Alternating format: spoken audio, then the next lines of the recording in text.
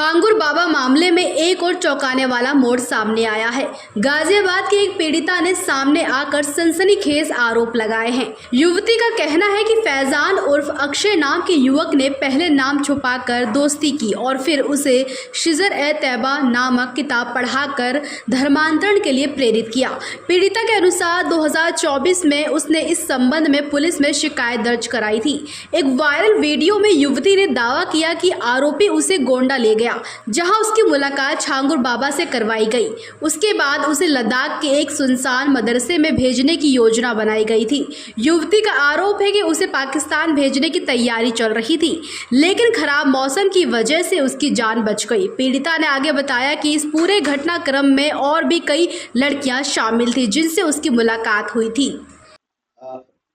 क्या कुछ आपके साथ हुआ था और क्या कुछ अब आपकी जानकारी में आया है जिसके बाद आप मीडिया के सामने आई? जी, तो 2015 में लखनऊ में एक लड़का जिसका नाम मोहम्मद फैजान है, उसने फेसबुक के थ्रू अक्षय नाम से हमसे जान पहचान बढ़ाई और फिर वहां से उसने हमें अपने झांसे में लिया और 2016 में वो नौकरी का और बाकी झांसा देके वो गाजियाबाद लेके आया।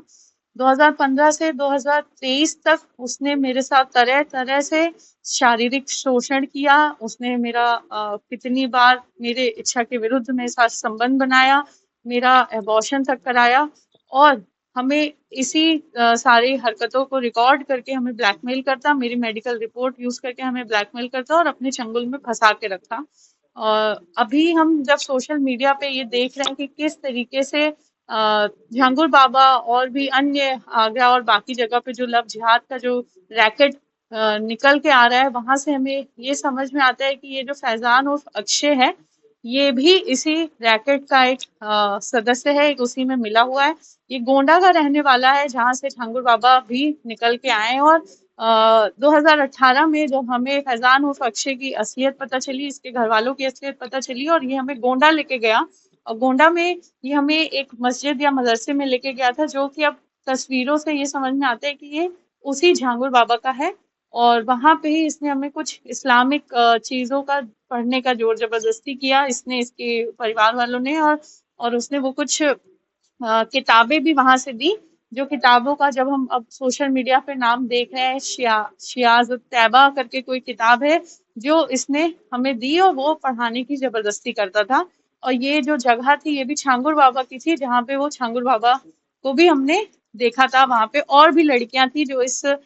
उसी जगह पे मौजूद थी। ये इनका पूरा जो मोडस ऑपरेंडी है एक जैसा ही चल रहा है और भी लखनऊ और अन्य गोंडा बहराइच से गाजियाबाद से और भी लड़कियां हैं जो अब मेरे संपर्क में हैं।